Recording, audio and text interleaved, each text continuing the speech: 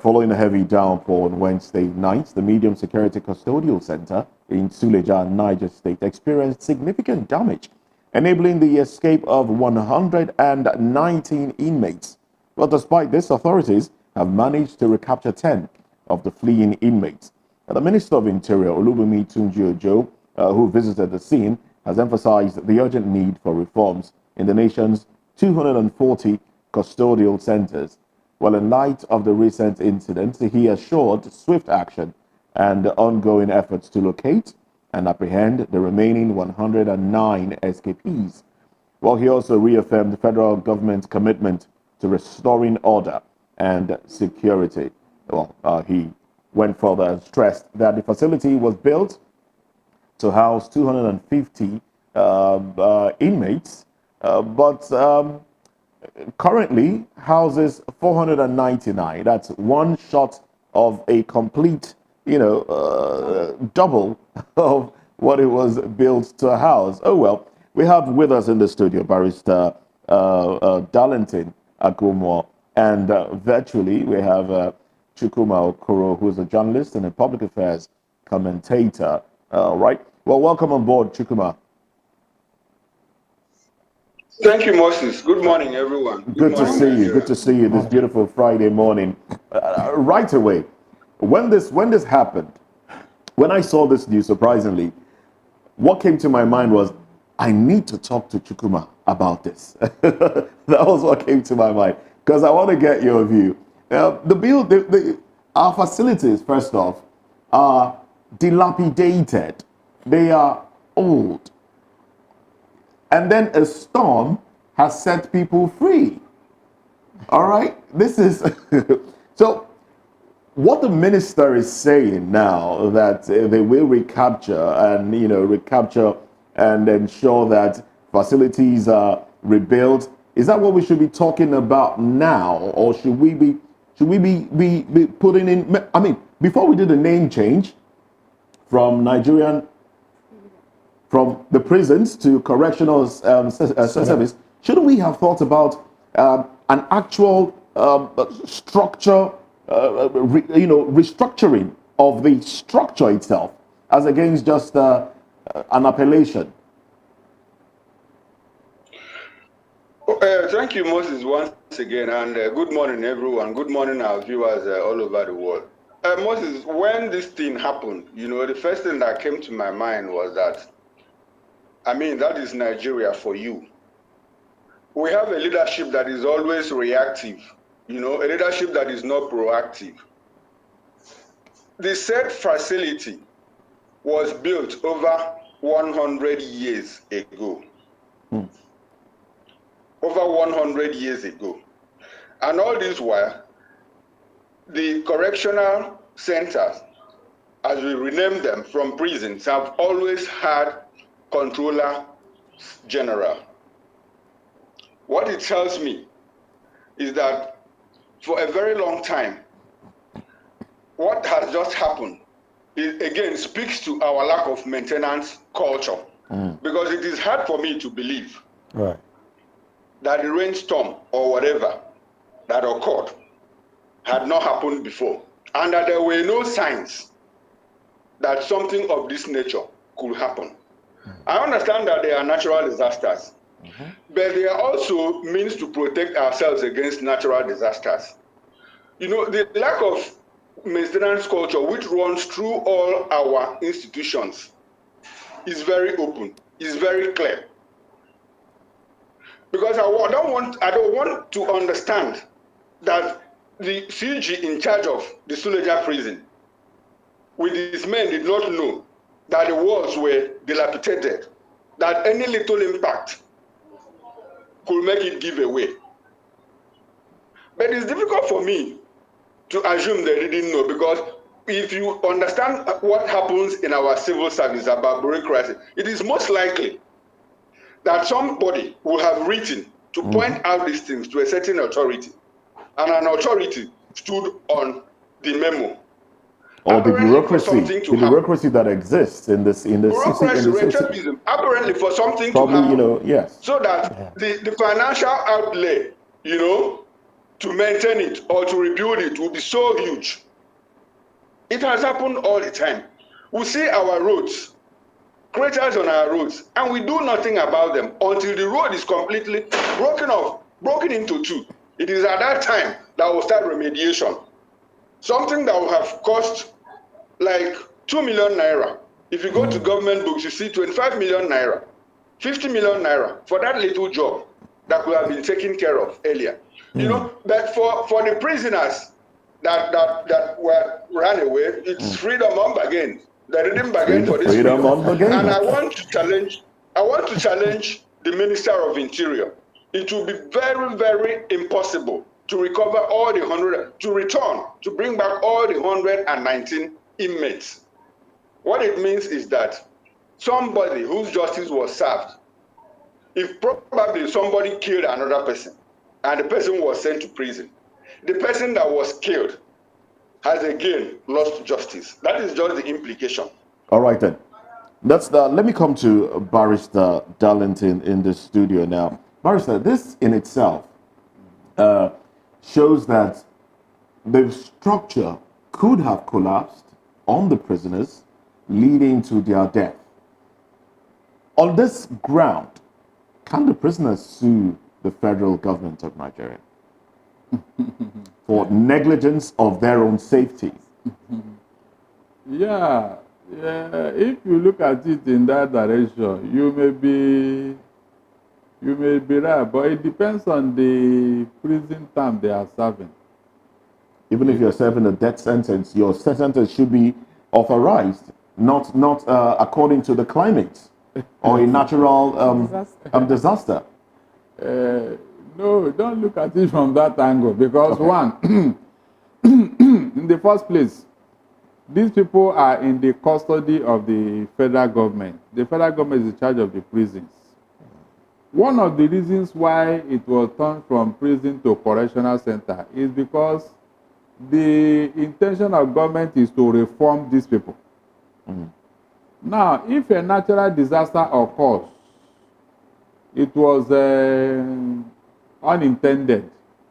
So I don't see anybody, except there is a clear cause of negligence. You can The fact that the structure has not been rehabilitated over time, isn't that, on the part of the government? But there are structures that are strong, yet natural disaster can occur and something may happen. That is, we are looking at the right of the prisoners now. Okay. Or the inmates.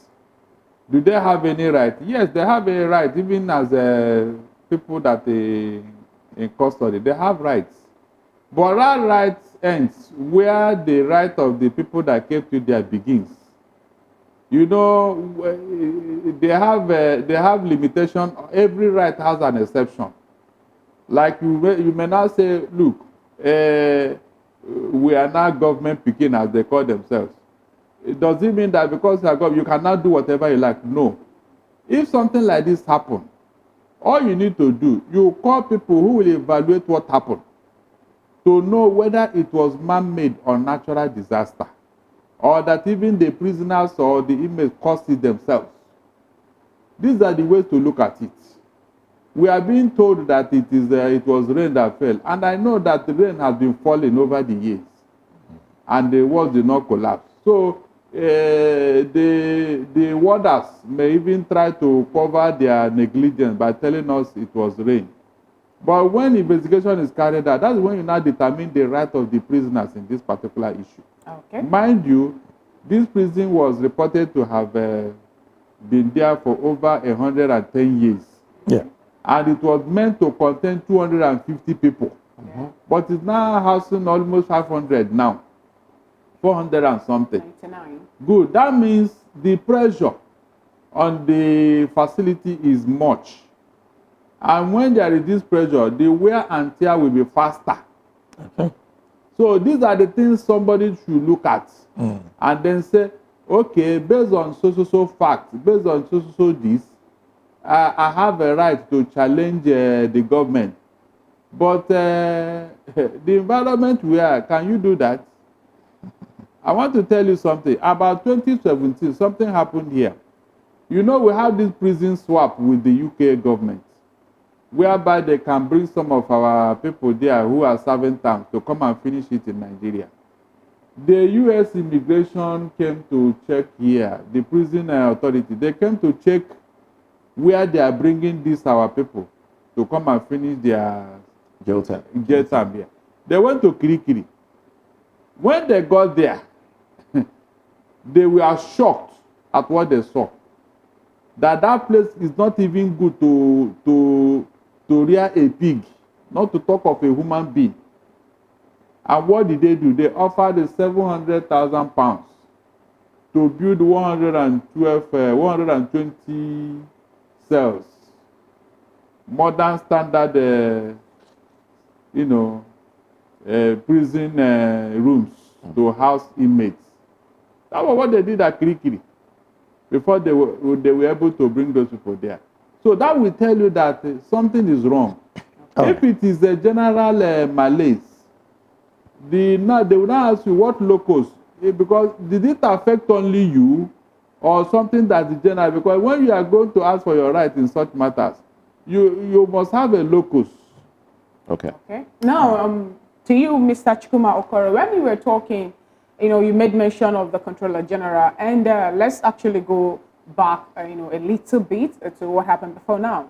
During the defense, the budget defense, the Controller General of National Correctional Services, I'm talking about Haliru Nababa, he was of the opinion that we have 81,358 inmates, in Nigeria, and not just that, it says 53,362 are on waiting trial. But when it gets to the feeding level, he was of the opinion that those people are being fed just with 715 naira. And the dogs that they have, which is about, like say, 800 dogs, are being fed with 900 naira. And that actually sparked an outcry where the person in charge, I'm talking about Oshomole, was of the opinion that dogs are now feeding better than inmates.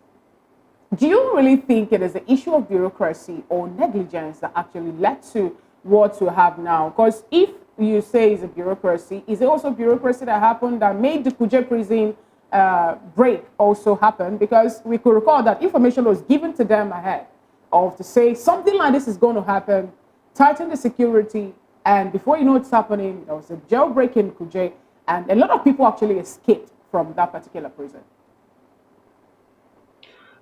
I think I'll place everything on the footstep of both negligence and bureaucracy. Both negligence and bureaucracy. Now, I think it's even you understand that there are Nigerians, free Nigerians who are free, that don't even have 900 naira, 1,000 naira to feed themselves one day. 900 naira. That is why the last MBS statistics conducted in 2022 put Nigerians, I think we had over 39 million Nigerians who are multi-dimensionally poor. These people are the poorest of the poor. So the issue of feeding in our correctional centers has always been a problem. But why I say you should put it at the footstep of bureaucracy, when you go back to the books of government, you will be shocked to discover that 900 naira that the CG said is actually what they use. It's not what is in the government papers, rather. I tell you in all honesty, corruption has permeated every fabric of the Nigerian society, to the extent that you don't even know when to believe government again. Their operations are opaque, shrouded in secrecy. You ask questions, you don't get answers. Now, before Buhari left, I think he unbundled the prison from the constitution and now put it in the concurrent legislative list, where both the federal and the state governments can legislate on prisons. Yeah. This is almost 1 year. I have not heard anything. What I expected for the Controller General even to do is to put up a memo to the Federal Executive Council and say, look, is there any way states can now take responsibility for prisoners that are not federal crimes, state crimes? If you are from Abia State and you committed a state crime and you are in detention in Abuja or in Kano or elsewhere, is there a way we can transfer you to a correctional facility managed by Abia State or Imo State or Kano State in your state? Because federal prisons now, the burden now is still on the federal government. The burden now is still on the federal government. And if you look at budgets, you discover that, look, there's a difference between what is budgeted for you and what actually gets to you. I think that is one point we have to understand. So the CG should be able to tell us too, in the 2023 budget, how much was allotted to his agency? How much did he actually receive? When we get that information, we are now able to look at it holistically and say, look, 900 naira is not enough, or something should be added. And we should even have an audit to establish the fact that, look, that money that was earmarked was actually used. I have a problem with a lot of things, negligence, bureaucracy, recidivism, corruption, and everything that happens in Nigeria. Mr. Shuguma, I'll stay with you on this. You did mention unbundling, and one would be wondering what could have been the challenge and the reason why that is not fully implemented. Because right now, the federal government at this point is saying there is no money to carry out some of these main issues that are bedeviling the nation. What would you attribute to the challenges causing and, of course, making this unbundling not happen? The challenge is simply because to prioritize. The federal government has not prioritized their objectives, their policies. There is no money for so many projects that are pending, that are waiting, that are vital to our survival as a people. But there is 70 billion naira for legislators to retrofit their offices and wardrobes. There is 35 billion naira to the NJC, unnamed, nothing. They didn't say use it to do this. Just judiciary, NJC has 35 billion naira. There is so much money to refurbish the presidential lounge in Lagos. There is another one to rebuild Agoda House or refurbish Agoda House for the vice president. But there is no money to take care of ordinary things. Oh, well. And we are here talking about government not being able to provide money to implement policies. Okay. Well, they say it's teaching time saves 9. That was one mantra that we adopted in school in those days. We were made to repeat that at the assembly ground. But we don't see government, the government of Nigeria exercising that. Barrister now, what would you say is the reason we have a lot of pending cases, a lot of unconcluded convictions at the prisons, which has increased the number of inmates astronomically? The first thing you can attribute it to is corruption. Most inmates, they pay money for them to be taken to court. You need to see your IPO and all that. And if you are not able to do this, maybe through your lawyer, they will get to court and they say you are not around. They didn't see you and all that. And there's nothing the judge can do. They will now postpone your matter. So these are part of the issues. Then 2, majorly, this idea that there is no fund, I don't believe in that. We have money. If you look at the amount of money that people are claiming off, you know that we have money. It's just that it has not been put to proper use. That is just the simple truth. Okay. The money they would have used to do, important things that will help the country to move forward. Somebody will just, collect it and put it in his pocket. And then they will ask you, let's go to court. And the matter will be there for 20 years. I mean, we have seen cases, even pending one now. All this money that people are collecting, if we put it into good use, some of these problems would have been taken care of. So the other that there's no money is a big lie based on what we are seeing now. Okay, still. You have a 30 trillion naira that the National Assembly is investigating now. All right. Still on this issue of awaiting trial, as a legal practitioner, if, for example, someone, the crime someone committed actually should be for like 6 months or 1 year jail time, and then this person actually sees he or herself being in prison for 4 years awaiting trial. Now, what happened after, if they take the case finally to court? Did the person go back again to, still observe the required? That is why the prerogative of mercy is there. At times, this is where I want our judges and our magistrates to wake up. Okay. They should go for routine visits in our prisons. Look at people and the cases they have been charged with. If it is minor offenses, they can be released, minor civil matters. Yeah. Like this Bobrisky issue now. The guy would have been asked to pay 50,000 naira as the fine required. But he has been sent to go and occupy a space in the prisons now. That is not, I don't know why. So these are the things they should be looking at, because right now, all this custodian punishment is no longer in vogue. Okay. Community service should be applied. People should go and be told to go and sue. I mean, civil, minor, maybe environmental offenses and all that. You pack people like you go and dump them inside prison. Maybe they're supposed to pay 2,000, they don't have it. Instead of you to say, okay, go and do community service somewhere because of 2,000. You now dump somebody in prison.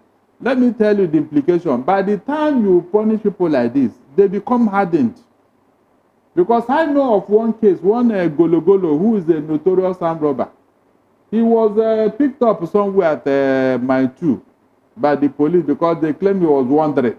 And when they searched him, he didn't have any money. That even made his case worse. They took him to police station and asked him to bring 2,000 so that he can bail himself and go home. He didn't have it. They dumped him in Kirikiri for 7 years. Can you imagine? It was when the human rights organization got to hold and eventually he was there because there was no charge against him, nothing. Wow. This guy became angry and he killed over 50 policemen when he started his robbery. What year was this? Yes. And he even confessed. He told his story. What year was this? That should be, I don't know the particular year, but it is some time ago. That should be before. In the 80s? No, not 80s, though. 2000. Millennium. Okay. Yes. Yeah, okay. He told his story. I'm telling you, that's what happened. All right. Golo. Okay. Now very notorious armed robber. Now to you, Mr. Chukwuma, still on the issue of Nigerian Correctional Facility. Mr. Olubunmi Tunji-Ojo also said something about relocating some of the custodial centers because of where they were situated. If you get to Suleja, the way it is actually a commercial hub, let's put it that way, and we have a prison like that there, and other places too. And when something like this happens, you find out that the inmates, when they maybe have a jailbreak, will move straight into the cities. Now, what Olubunmi Tunji-Ojo is suggesting, do you really think the Nigerian government actually will swift into action to make sure they put prisons where they are supposed to be to avoid, stories like this coming up again? I think the proper question to ask is where are prisons supposed to be? Are prisons supposed to be inside the bush? No.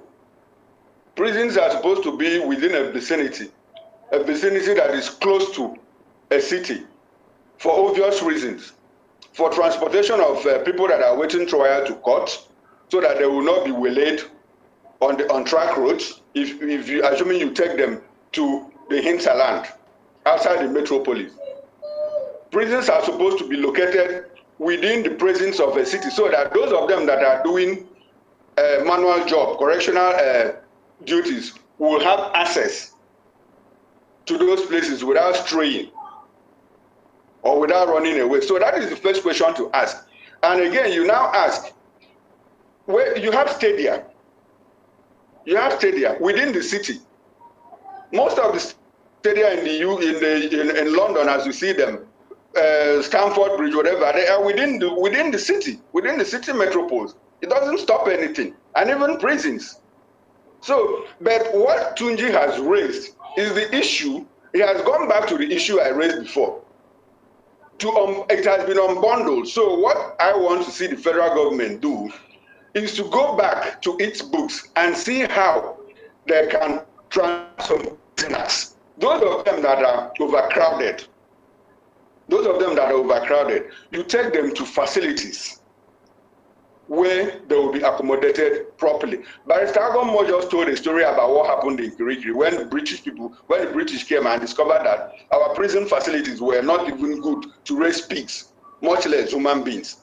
And in this age and time, we are still looking at prison facilities that were built over 100 years ago and they are not maintained. Unfortunately, sir. Oh well, still in line with that question of location of the prisons, some will argue actually that we have maximum facilities, minimum facilities. The hardened criminals are taken to isolated areas in other crimes, away from the populace. So even if they want to escape, they will need to cover a significant distance before they get to where people are. And in that case, it will be a whole lot easier to rearrest them in some other crimes. But I understand the issue of taking them to do manual labor and other things. I understand that. I believe they can be moved from one place to another. I mean, we see them being moved from Kirikiri all the way to the airport to cut the grass and other things. We see them doing all those things. But the issue of it being a correctional center and lacking vocational amenities, we have a situation whereby civil society organizations that have covered the prisons have said, look, they don't even have access to educational materials. They don't have access to vocational things like sewing machines and other things that would occupy their mind and also make them a value to the society. But then we call the place a correctional center. The law. Yeah. How do you react? Well, it's like, the Nigerian government will like to copy things. We copy what we cannot implement. Actually, that place is supposed to be a correctional center, not a not a punishment center. That is why if you go abroad, you see prisoners, they come out better. They come out better because of the treatment they receive there. In fact, in all the Scandinavian countries now, Netherlands, in fact, all the Scandinavian countries, they are closing down their prisons. They are closing down because the level of crime is non-existent. Yes, even some European countries and American countries, they are trying to even hire their prisons to transport some of their people there because they are closing it down. All because of what? The way the people are being treated. You know, when you are treated like a human being, you will behave like a human being. It's natural. Look at the cat you put in your house, you call a pet. Then look at the wild cat in the bush like a tiger. If you look at their face, they resemble. They are the same carnivorous animal. But because of the way they are reared, that's the difference. The pet cat you have in your house can never become violent and start attacking you. But you can't do the same thing with that one in the wild. I don't know why government don't copy simple things. When you take a prisoner and you treat him like a man, he will come out more deadly. He will vent his anger on the society like a misanthrope. And you begin to wonder, why are people like this? You are the one that caused it. They say the society prepares the crime and then the criminal commits it. It is the way you are being treated. All this correctional something is just on paper. Nobody is being corrected. Where you will pack people inside the cell like a sardine, they stand up sleeping. When you can't go through that harrowing experience and you come out a better person, it's not possible. Now, Barrister, you made mention earlier that Nigeria has money, but it is the non-proper usage of it Of course. that the problem is. Now, Exactly. while you give us your concluding thoughts, I would like to find out, what do you think would be the reason why there have been several governments before now, and including this particular government before now, that have passed budgets and have sent money to these correctional facilities for them to be properly put and used very well? Why isn't there any arrests made up to this point? No, the government is very, very weak in monitoring. They are very weak in monitoring their budget to all the agencies and the other ministries. They just give them funds, believing that the man there will do the needful. But 90% of the time, this money is being diverted. That is why when every government leaves office, it is the new government will now start looking into the books to see what has gone wrong, like we are seeing now. Some of us didn't believe that with a Buhari, some of his ministers will do what we are hearing now. We never thought it could happen, but it happened. Some have even run away from the country, like Malami. Nobody thought that such things would be happening. So government is very weak in monitoring. I think they should start doing a preventive measure, that is proactive measure, so that we don't start looking for this money after they have left office. Rather, you stop them. Okay, all right. Let's get Chukwuma's concluding thoughts as well on this topic before we go to the next one. How would you want to conclude? Okay, Moses, I think I permit me to disagree with you on the need to locate the prisons outside the city's metropolis. Is like I've just checked now, some prisons, correctional facilities are still located within metropolis where people live, and it's just an issue of security and how to manage the facility. Right. But again, I will also align my thoughts with what Barrister Agomo said. The issue now is what do we do to reduce crime? You discover that most crimes are committed.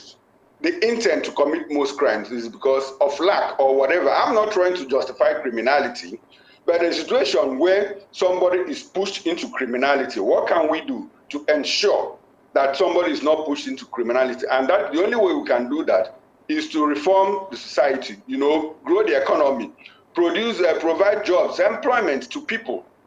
That is the only way, so that we'll stop talking about having something thousand prisoners. All right then. In a country of about how many people? I mean, we can do better than this. Oh yes. So yes, thank you. And these are our workforce, young youths. Our young force. Unfortunately. Yeah. Oh well, let's get into the other conversation very quickly. All right, Nigerian custom and port officials are being accused of bribery, and there's also let's say allegation, or rather, there's still this sort of smuggled goods flooded the seaport and borders here in Nigeria. We'll look into this topic when we return after this quick break. Stay with us.